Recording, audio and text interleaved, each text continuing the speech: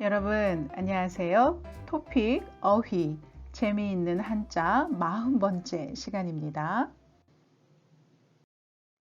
동.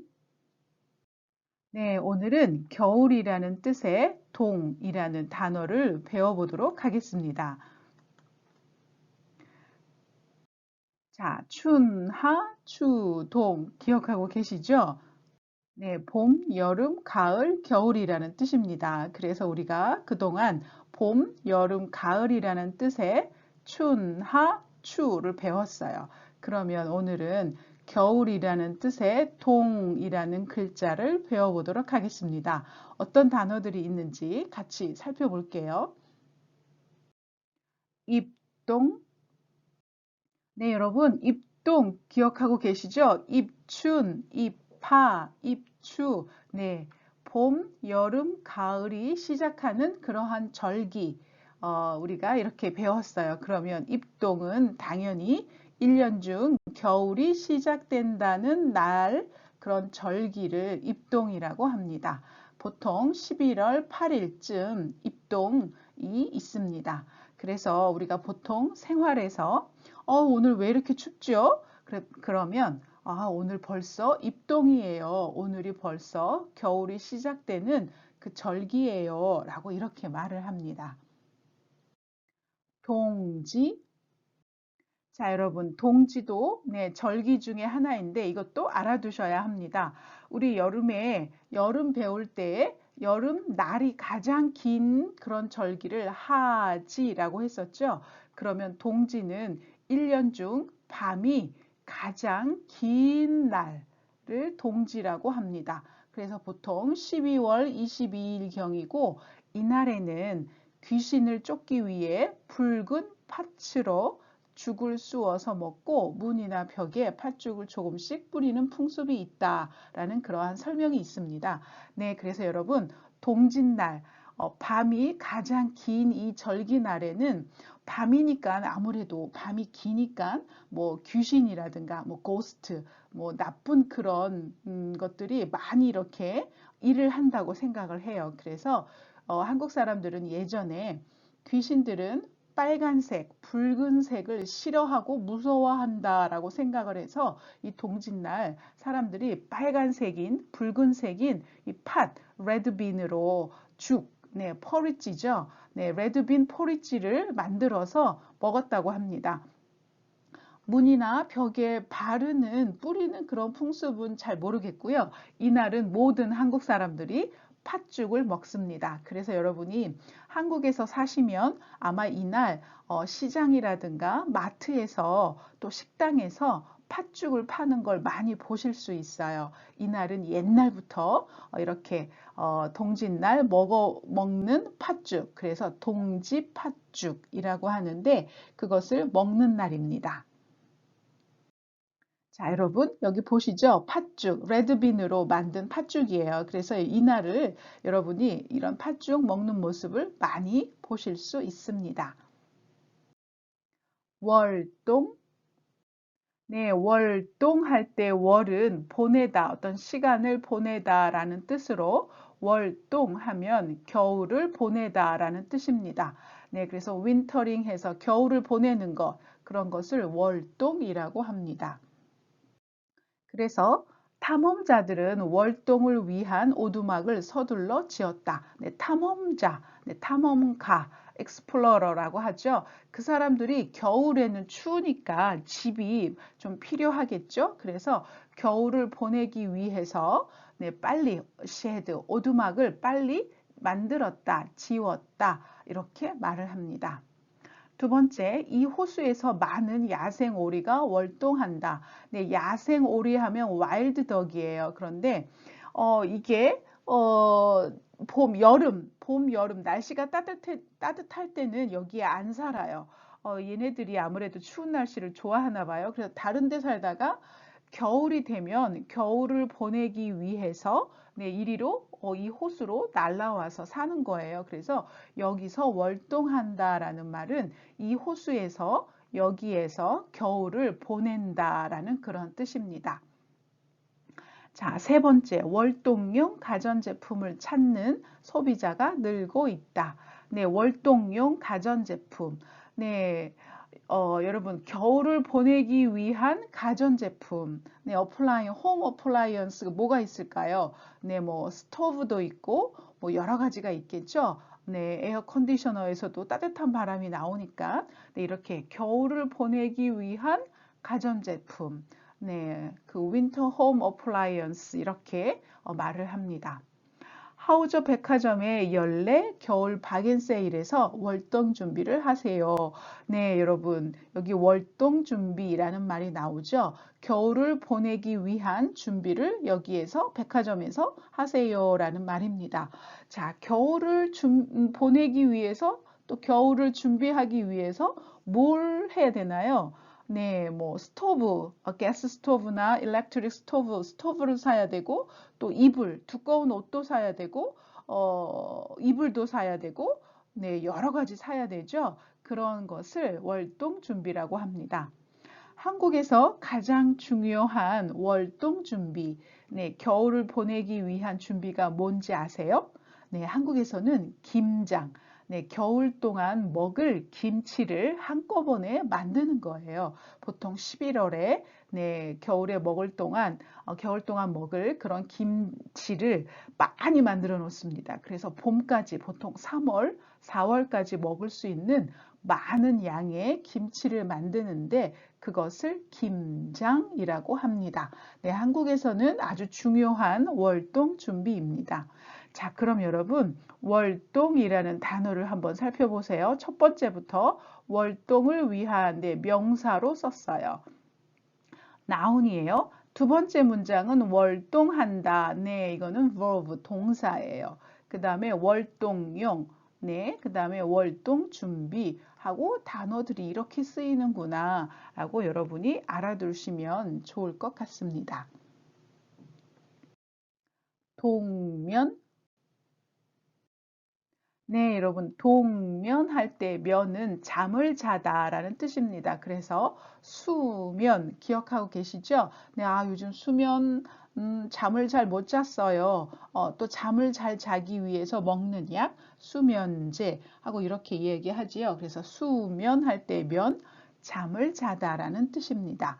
그러면 동면은 네, 겨울에 잠을 자는 거예요. 그래서 생물이 보통 우리 개구리, 뱀, 뭐 다람쥐, 토끼, 뭐 곰 이런 동물들이 겨울 동안에 땅속이나 네, 물속에서 잠을 자는 것처럼 활동하지 않는 것 그런 것을 우리가 동면이라고 합니다. 보통 겨울잠을 자다라고 말을 합니다. 그래서 어떤 사람이 겨울에 너무 추우니까 운동도 안 하고 집에서 계속 잠만 자요. 그러면 우리가 농담으로 너는 겨울잠을 이렇게 오래 자니? 라고 이렇게 말을 합니다.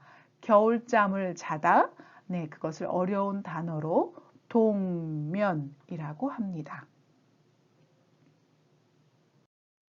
그래서 많은 동물들이 겨울에는 동면 상태에 들어간다 라고 말합니다.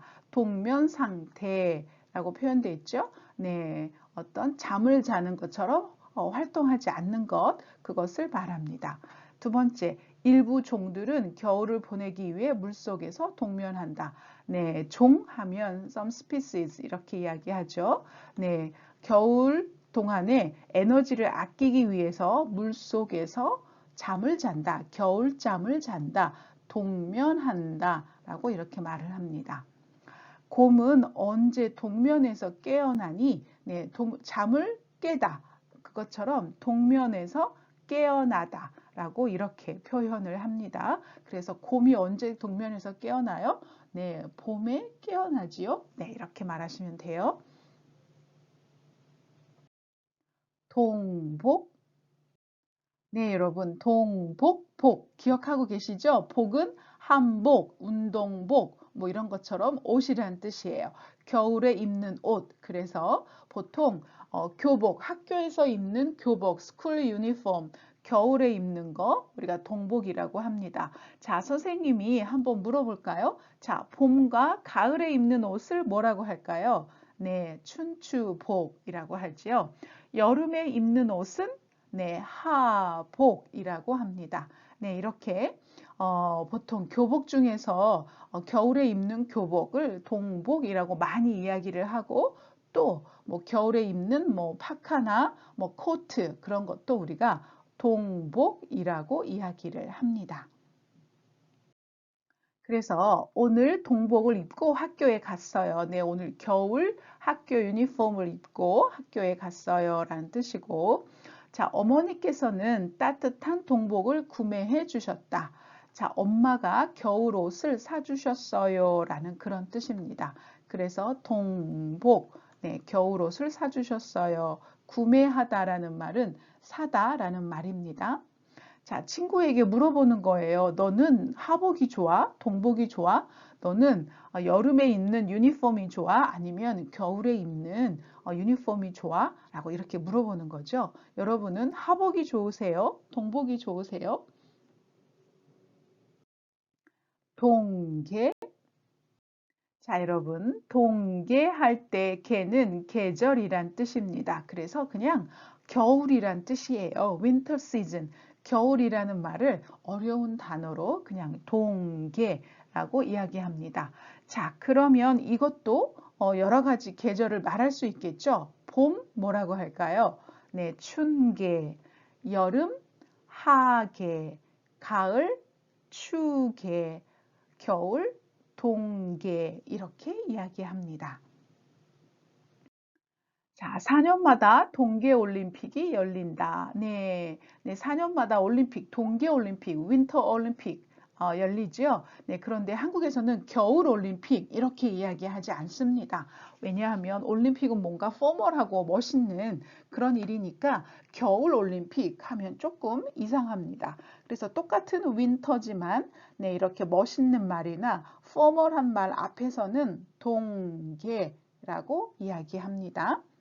세계 10대 선수 중 김연아는 유일한 동계 스포츠 선수이다. 네, 동계 스포츠. 네, 겨울에 하는 스포츠라는 뜻이겠죠?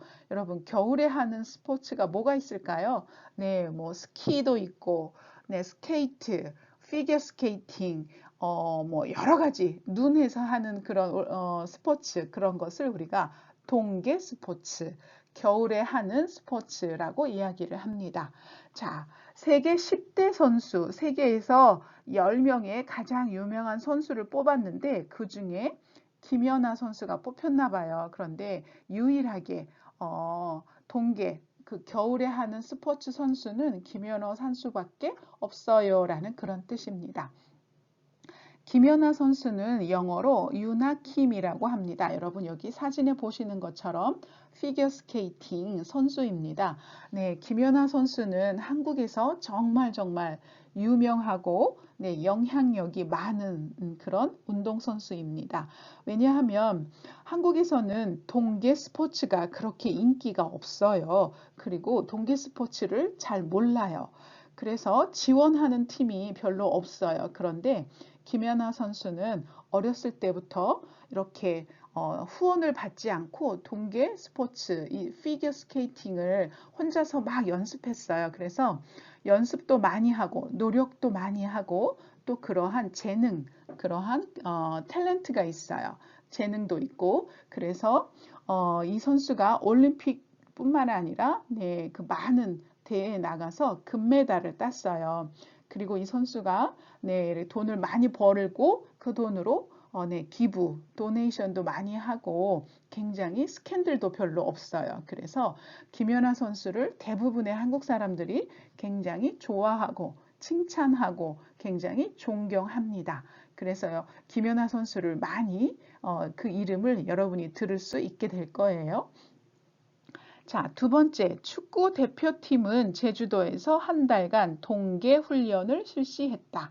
네, 축구 선수들은 계속 이렇게 연습을 해야죠. 훈련을 해야 돼요. 그런데 동계, 겨울에 하는 훈련, 트레이닝 해서 동계 훈련, 좀 따뜻한 곳에 가서 해야 하기 때문에 제주도를 갔나 봐요.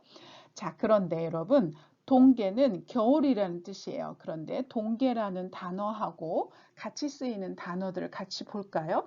네, 첫 번째, 동계 올림픽. 두 번째, 동계 스포츠. 세 번째, 동계 훈련. 네, 조금 느낌이 오시나요? 동계 다음에는 항상 noun 플러스 noun이에요. 동계 다음에는 항상 명사가 나옵니다. 이렇게. 그래서 동계 겨울에 하는 뭐 이렇게 동계 올림픽, 스포츠, 훈련, 트레이닝 이런 것처럼 명사가 뒤에 나와서 보통 단어가 만들어집니다. 동절기. 네, 여러분. 동절기도 결국 겨울철 기간이라고 해서 겨울이라는 뜻입니다. 네, 앞에서 배운 동계하고 같은 뜻입니다. 그래서 동계도 겨울, 동절기도 겨울이라는 뜻이에요. 그런데 동계는 아까 말씀드렸던 것처럼 다음에 반드시 명사가 나옵니다. 그런데 동절기는 그냥 다음에 부사나 조사, particle, adverb, 어떤 것이든 단어가 나올 수 있어요. 자, 어떤 단어가 있는지 같이 보시겠습니다.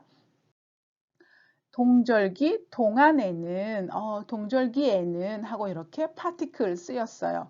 동절기에는 콜로라도까지 추가 비행편이 있다. 네, 다른 봄, 여름, 가을에는 없는데 겨울에는 네, 추가 비행기 엑스트라 플라이트이 있어요. 네, 이렇게 이야기하는 거고 동절기에는 공공요금이 엄청나게 비싸집니다. 겨울 동안에는 공공요금이 비싸집니다. 라는 그런 뜻이에요. 동절기 동안 야생동물들을 위한 복지 수준을 개선할 것이다. 네, 여기서도 동절기 동안, 뭐뭐 동안하고 네, 이렇게 다른 adverb 동사가 사용되었어요. 그래서 여러분, 동절기 다음에는 동안에는 동안하고 이렇게 다른 부사, 조사, particle, and adverb 이렇게 다른 부사하고 사용할 수 있습니다. 같은 겨울이라는 뜻이지만 동계하고는 조금 다른 느낌이 들지요. 엄동설한. 네, 엄동설한. 네, 이것도 좀 어려운 단어지만 한국에서 굉장히 많이 쓰는 단어입니다. 자, 하는 말은 우리 아버지 굉장히 엄해요 라는 그런 같은 단어입니다. 그래서 날씨를 얘기할 때는 굉장히 혹독하다, severe, 굉장히 덥거나 굉장히 춥거나 하고 이렇게 굉장히라는 뜻입니다. 그래서 엄동하면 겨울이 굉장히 혹독해요. 굉장히 추워요. 어떻게 해요? 설은 눈이라는 뜻이에요. 그리고 여러분 한파 기억하시죠? 춥다라는 뜻이에요. 그러면 엄동설하는 네, 겨울에 눈이 오고 굉장히 추운 아주 혹독한 severe winter라는 그런 뜻입니다. 그래서 겨울에 아주 추운 날씨, 아주 힘들고 아주 추운 그런 날씨를 이야기할 때 엄동설한 이렇게 표현합니다. 그래서 빨리 방세를 내지 않으면 엄동설한에 쫓겨날 판이다. 쫓겨날 것 같다 라는 그런 뜻입니다. 네, 방세, 렌트 피를 빨리 내야 돼요. 그렇지 않으면 우리가 쫓겨나요. 자, 그런데 언제? 엄동설한에 겨울에 라는 뜻입니다. 그런데 이 겨울 추운 날씨에 라는 그런 의미가 더 강해요. 그래서 우리가 렌트 피를 빨리 내지 않으면 이 추운 겨울에 이 추운 겨울 날씨에 우리가 집이 없이 쫓겨날 것 같아요 라는 그런 뜻입니다. 유명 배우들이 엄동설한에도 불구하고 오늘 밤 영국 드라마 시상식에 참석했다. 네, 엄동설한에도 불구하고, despite, though 이런 뜻이죠. 네, 날씨가 굉장히 추웠나 봐요. 겨울에 아주 추운, 아주 굉장히 추운 날씨인데도 불구하고 많은 배우들이 여기 시상식에 그 National Soap Awards에 참석했어요 라는 그런 뜻입니다. 2명의 아프가니스탄 여성이 카불에서 추운 겨울날 엄동설한의 추위에 맞서고 있다. 네, 아프가니스탄 그런 뉴스인가 봐요. 그래서 아프가니스탄의 카불 수도죠. 이 수도에 날씨가 굉장히 추운데 네, 석탄도 없어요. 스토브도 없고 뭐 에어컨디셔너도 없어요. 사람들이 너무너무 추워요. 그래서 그것을 엄동설한의 추위에 맞서다라는 말은 싸우다라는 그런 뜻이죠. 그래서 추운 겨울 날씨와 싸우고 있다. 네, 그 시간을 잘 견디고 있다라는 그러한 뜻입니다. 네, 그래서 여러분, 아주 겨울 추운 날씨, 아주 고생스럽고 힘들어요 라는 말을 할 때 엄동설한 이렇게 이야기합니다. 또 가끔은 너 언제 태어났어? 내 생일은 겨울이야. 엄동설한에 고생했지. 네, 겨울 추운 날씨에 태어나느라고 고생 좀 했어 라는 그러한 뜻입니다. 자, 여러분 오늘 겨울을 나타내주는 단어 어떠셨어요? 그래도 조금 이제 많이 익숙해지셨죠? 네, 이제 여러분은 봄, 여름, 가을, 겨울, 춘, 하, 추, 동 단어를 다 배우셨어요. 이제 계절하고 관련된 단어들은 여러분이 자신감을 가지셔도 괜찮습니다. 자, 여러분, 오늘 수고 많으셨고요. 우리는 또 다음 시간에 새로운 단어들을 가지고 만나도록 하겠습니다. 네, 수고하셨습니다.